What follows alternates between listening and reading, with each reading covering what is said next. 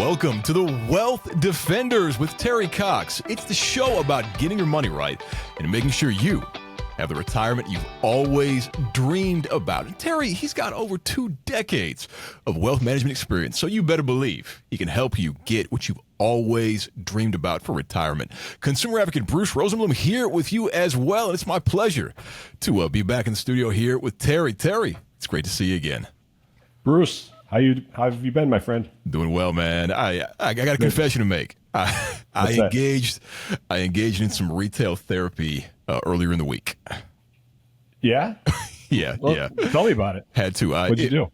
Went to go and get some new shoes. It was time for a bit of an upgrade. I was rocking some nice black Oxfords, but I've had them for a long time, and the polish was getting chipped. I try to take care of my shoes, but you know the feeling you get when your shoes are they're just past their prime. Yes, indeed. It was time for those to be on their way out. So I'm in a fresh new pair of nice black Chelsea boots. I mean, is that emotional spending? Well, that sounds like a necessity spending, actually. Well, yes and no, because I guess I could have been a bit more price conscious with these. But you know how it feels when there's that really nice pair of shoes. It's like, yeah, I'm going to buy that pair of shoes. They're quality. They look good. They're a bit pricey, Absolutely. Yeah, but I guess it evens out in the very end. I think it does. I think it does, man. You're a hardworking man. You deserve that. I try to be a good co-host for you, Terry. I really do. There you go. So I guess I can feel good about that. It's not really emotional spending, but boy, oh boy, it's easy these days to engage in emotional spending. But you know what's not emotional, and what we're talking about today is making sure that you got your IRA in good order, your individual retirement account, right? Yes, absolutely. Absolutely. Yeah. Critical. And I think that's why we laid out some tips before we started the show here. 5 things you need to do to make sure that your IRA goes smoothly. Actually, 5 things you should not do with an IRA. Because a lot of times we talk about what to do. This is what not to do with your IRA. So with that in mind, let's just go ahead and dive into this. What's one of the big things that people should not be doing when it comes to the IRAs? Well, the big one is the rollover. So a lot of times when people retire or they leave their company and they have their 401k plan that they roll over into an IRA. Okay. That's a good move because that's a non-taxable event because you're moving from like account to like account. But a lot of times people will forget to have the money reinvested. Right? And I think we talked about that on an earlier show. Was it Fidelity or somebody that did the study that this lady had changed jobs? She rolled over $200,000 and it sat in cash for over 20 years. Yeah. Missing some big growth returns, So that's rule number 1, making sure that you're working with a professional that can help you out on that rollover, and you make sure that those funds actually get plugged into new investments. That seems like a huge one because it's like if you don't do that rollover properly or you don't do it at all, you're just you're leaving money on the table there. Yes, you are. And sometimes people think that the funds, the actual mutual funds, investments that they have in their 401k plan, when they roll it into the IRA, they think those funds are going to move. They do not. Those mutual funds are actually proprietary to the specific 401k plan. So those will be liquidated. They will be sold, and cash will be moved into the new IRA. Gotcha. So that's why the cash then has to be redeployed, reinvested. And then I'm thinking about the inflation piece as well, because we're all trying to keep up with inflation. I mean, look at egg prices right now. It's outrageous. Are you kidding me? Yeah, it's nuts right now. Yeah, right. And for a guy like me, I like to do eggs in the evening sometimes. I'll do an omelet for dinner very frequently. So this is, I'm feeling the pain, and I'm sure everybody else is feeling the pain too. It's no joke out there. Yeah. It is not. Not. So it's very critical to keep up with inflation by having those funds invested in investments that are going to grow and help you outpace inflation. Okay. So bottom line here, people who are not investing their rollover funds properly, they're missing out. This is one mistake that you do not want to make when it comes to IRAs. Now, there's another one we talked about as well before the show started. What about, and this one I feel like it's pretty common, ignoring the required minimum distributions? Let's talk about this one. Yeah, absolutely. So if you're into an IRA and you turn 73, Once you turn 73, the government requires that you take a minimum distribution out of the IRA every year. Okay. Because that's money that they want to tax. Now Yeah. it's been invested for a long time. It's been growing. Now they want those funds out so they can actually collect some taxes on that money. Sure. However, if you forget to do that, or you decide that you don't want to do that, when you're having your taxes prepared, that's when everything is going to come out in the open. And the funds that you were supposed to take out, your penalty is going to be 25% additional on top of God. that. Yeah. Quarter. Wow. Yeah. Yeah. So it's very critical to pay attention to that. So for us, every year in January, we have a list of just updates. And we have a list of all of our clients that need to take RMDs that year and how much it actually is. So we give them a heads up early in the year. Some people like to take those early in the year just to get it over with. Right. Some people like to wait till the end, but just as long as it's out by December 31st, you'll be good. I see. So 73, that is the age where you got to make sure you're taking your RMDs. Yes. Otherwise, you're getting hit with that 25% penalty. And good Lord, that's a lot of money. That's a lot of money. Yeah. Yeah. It used to be 70 and a half was the required minimum distribution. But when we had the first CARES Act a few years ago, they pushed that back to, I think it was 71. Yeah. And then last year they had CARES Act 2, and they pushed it back to 73. I think there's 2 more pushes coming over the next decade. I'm not exactly sure what those dates are, but they're going to be pushing those back about another year to 74, 75 over the next decade. Yeah. Is that right? Wow. We'll see what implications this has on retirement packages for everybody. But boy, oh boy, it seems like this is something that people can really easily forget about. It's like, you get a subscription to an app on your phone. You got to remember to cancel that. Same deal with these RMDs. Remember to mark it on your calendar. Your IRA is going to expire, or you're going to get hit with these big fees if you do not take the money back out. So that's a big mistake. Don't make that out there. Do not forget about your RMDs. Uncle Sam is going to take his cut otherwise. And speaking of that, Terry, I filed my taxes early this week. I decided to do it and just get it out the way. I ended up owing, I owed Uncle Sam $23. Wow. That is some ideal tax planning right there. Well, it's like, I was hoping to get a return, of course. I was hoping to get a little refund, rather. But I'm okay with $23. I'm thinking about, making installment payments, being super petty. Because, hey, it's $23. Come on, Uncle Sam. Go after the big guys, I guess. I don't know. I digress. What's another retirement IRA mistake that people make, though, Terry, while we still got time to talk about this? Yeah, not understanding the differences between a traditional IRA and a Roth IRA. So there's a couple different nuances. So with the traditional IRA, let's say you're starting one from scratch and you're making contributions. Well, just like a 401k plan, your contributions into the IRA, you get a tax deduction in the year of contribution. So it's going to lower your adjusted gross income a bit.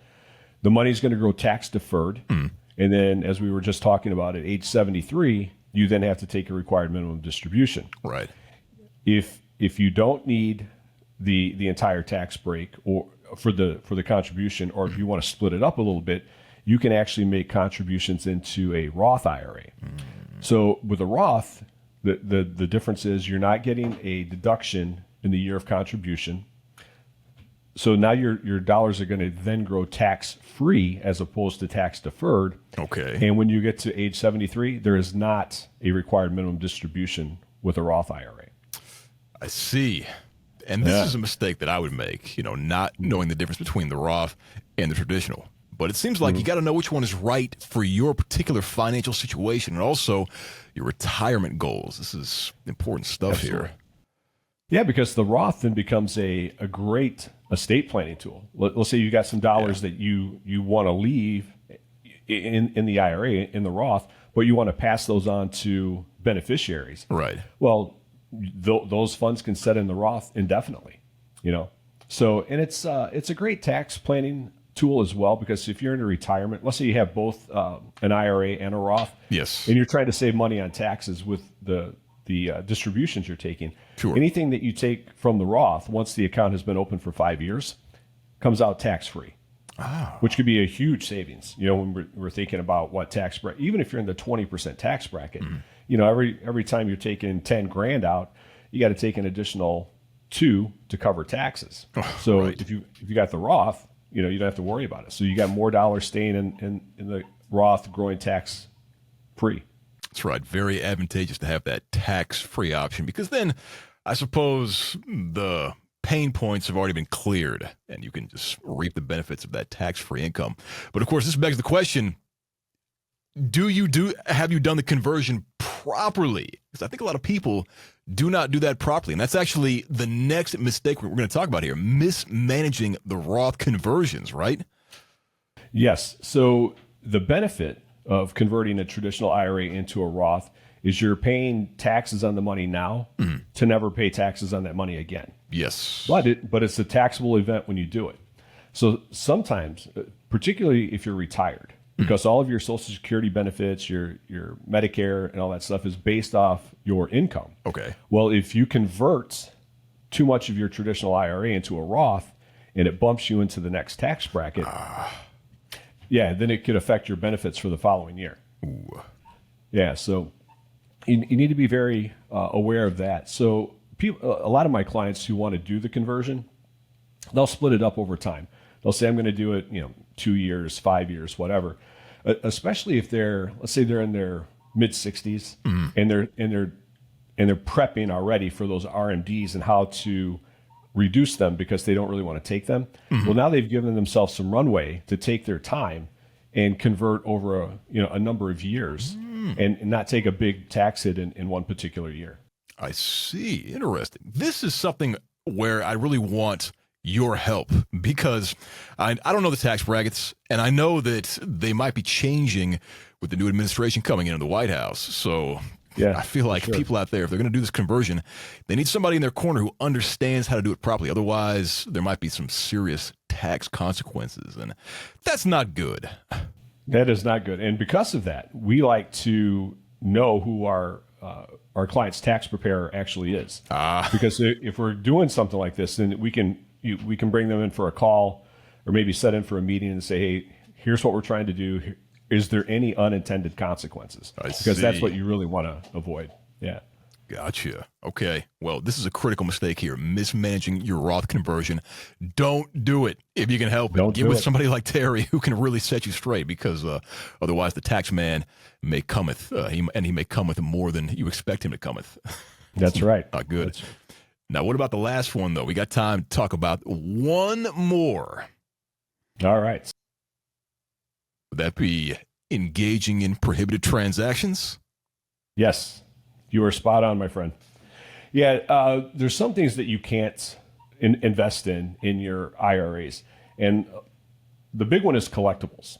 You have people who like to collect everything from furniture to cars or whatever. Sure. You can't have those in your IRAs, and you can't have insurance policies in your IRAs. Okay. Yeah. So no Pokemon cards in the IRA, no sports memorabilia. It's got to be. Unfortunately, no. Oh, bummer. So it can't. If it can't be that, then what can it be?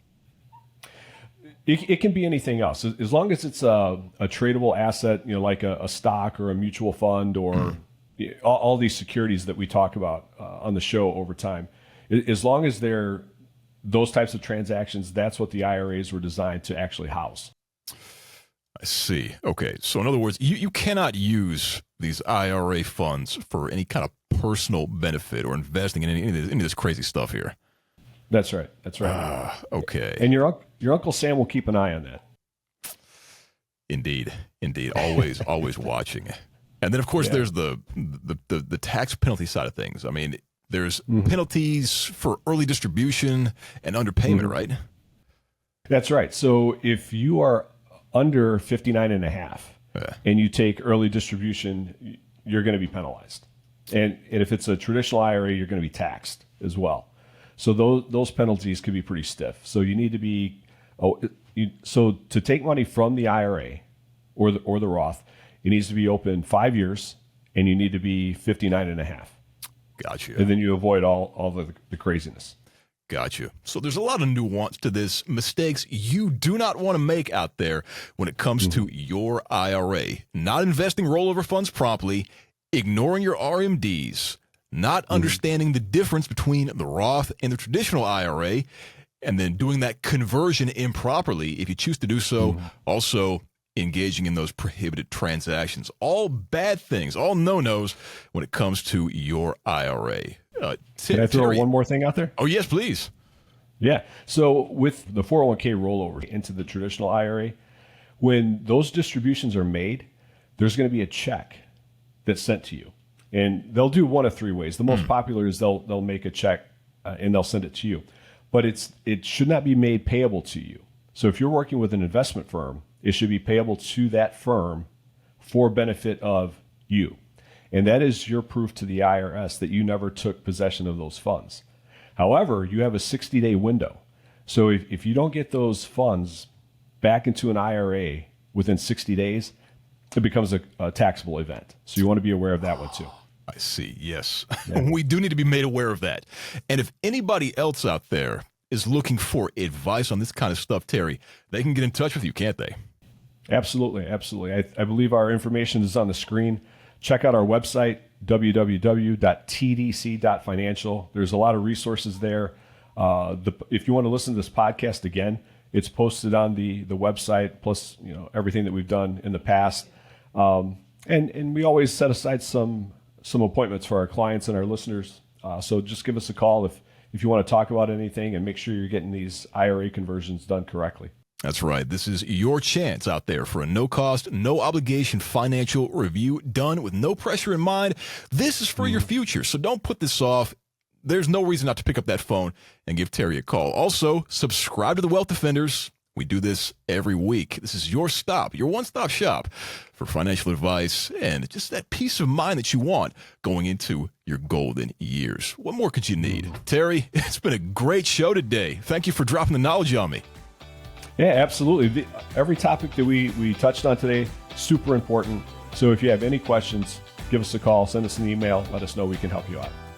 Well, with that in mind, we're going to get out of here. For Terry Cox, this is Bruce Rosenblum signing out. We'll see you next time on The Wealth Defenders. See ya.